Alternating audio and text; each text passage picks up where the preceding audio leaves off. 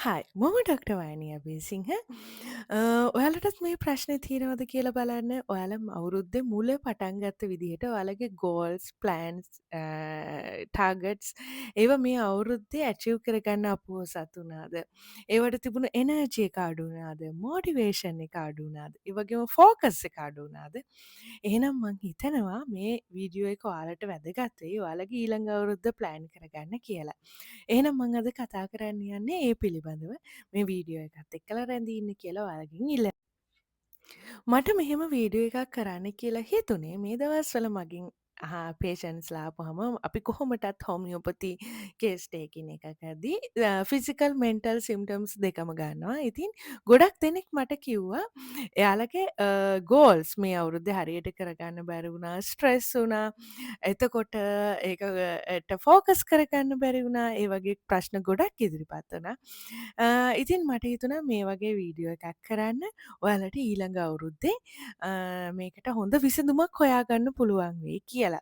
මොකද මේකෙන් හෝමියෝපති වෛද්‍ය විද්‍යානුකොලව ඔයාලට ගන්න යමක් තියෙයි කියලා මං අපි ප්ලෑන් කරපු වැඩක් දිගටම කරගෙන යන්න ඒක සාර්ථකව අවසන් කරන්න.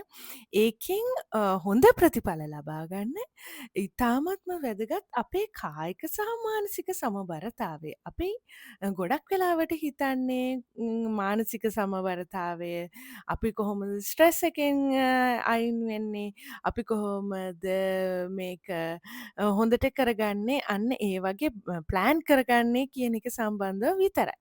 නමුත් මං දැකලා තියෙනවා විශේෂයෙන්ම අපේ මනස සහ ශරීරය කියන දෙකම එකතු වෙලා තමයි අපි ගෝල්ස් වලට එකැනේ අවුරුද්ධ අපි පටන් ගන්න දේවල් වලට අපි ඇචීව් කරන දේවල් වලට අපි යන්න ඕන මේ දෙකම එකතු කරලා. ඉතින් මම මේ පිළිබඳව සාකච්ඡා කරදි කරුණු තුනක් ගැන විශේෂයෙන්ම සාකච්ඡා කරනවා.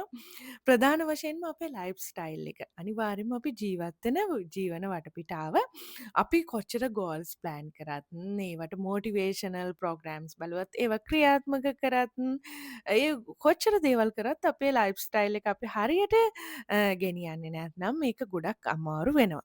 විශේෂයෙන්ම ඔයාට ඉරෙගියුලර් ස්ලීප් පැටර්න් එකක් තියෙනවා. ඔයා හරියට නිදාගන්නේ නැත්තම් ශරීරයට අවශ්‍ය කරන ඒ දවසේ අවශ්‍ය කරන නින්ද ලබා දෙන්නේ නැත්නම් ගොඩක් වෙලාවට ඔයාට අපහසු වෙනවා ඔයාගේ දවසේ තියෙන ෆෝකස් එක ලබා ගන්න. ඔයාට අලස බව, නිදිමත ගතිය ගොඩක් ඔයාට කොච්චර මොටිවේෂන් එකක් තිබුණත් ඔයාට දවස සම්පූර්ණ කරගන්න හරියාකාරව සම්පූර්ණ කරගන්න හම්බෙන්නේ නැහැ.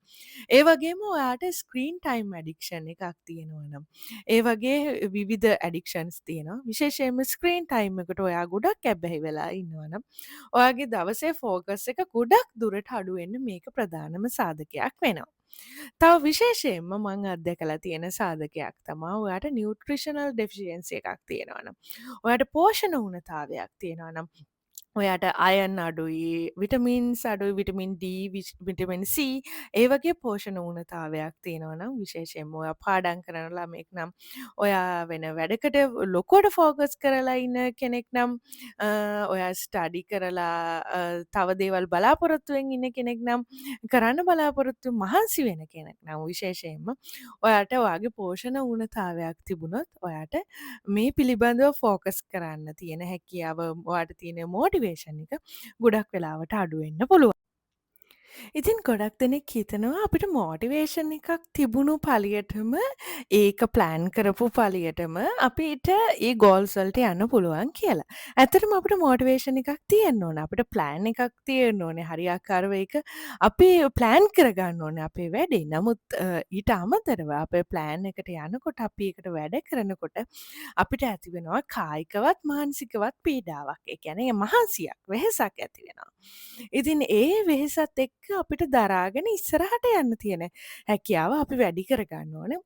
එතකොට තමා අපිට සාර්ථකව අපේ ගෝල් එක ඇචිව් කරගන්න අපිට ඒක හරියට ළඟා කරගන්න අපිට පුළුවන් වෙන්නේ.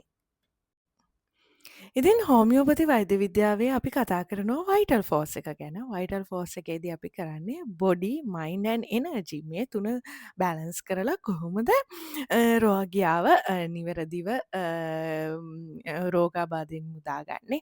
ඒ වගේම රෝගයාට කොහොමද ප්‍රතිකාර කරන්නේ රෝගය සම්පූර්ණ සුවය ලබා ගන්න කියන එක සම්බන්ධයෙන් අපි කතා කරනවා. ඉතින් මේ පිළිබඳවත් ඉතාම වැදගත්. අපේ මේ වයිටල් ෆෝස් එකට යම් කිසි බලපෑමක් ඇතිකරොත් ඒකට හානිකර දෙයක් වුණොත් අනිවාර්යයෙන්ම අපේ ෆෝකස් එක අඩුවෙනවා අපිට තියෙන එනර්ජි එක අඩුවෙනවා. එතකොට අපිට අපේ කාර්ය සාර්ථකව කර ගැනීමේ හැකියාව බොහෝ දුරට අඩුවෙනවා. ඉතින් අප වයිටල් ෆෝස් එක මයින් කියන කොටසයින් බැලන්ස් කරන්න මේ දවස්වල විශාල වශයෙන්ම දායකත්වයක් ලබා දෙන කොටස් කීපයක් ගැන මං කතා කරන්න ඕනේ. පළවෙනි එක තමා ඕවර්තින්කින් කියන එක. ගොඩක් දෙනෙක් ඕවර්තින්ක් කරනවා විශේෂයෙන්ම එකම දේ ගැන හිතනවා. ඉතින් මේවා විශාල බලපෑමක් ඇති කරනවා ඔයාගේ ෆෝකස් එක අවුල් කරන්න.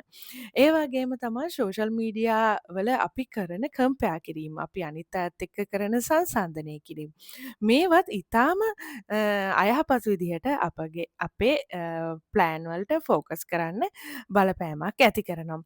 ඒ වගේම තමා ඉමෝෂනලි අපි ගොඩක් සමහර දේවල් වලට ඇලිලා ඉන්නවනම් සමහර දේවල් ඇඩික්ට වෙලා ඉන්නවනම් මේ වගේ දේවලුත් ඔයාලගේ ෆෝකස් එක අඩු කරන්න ඔයාලගේ එනර්ජි එක අඩු කරන්න ඔයාලගේ වයිටල් ෆෝස් එකේ බැලන්ස් එක අඩු කරන්න බොහෝ වෙලාවට හේතු වෙනවා.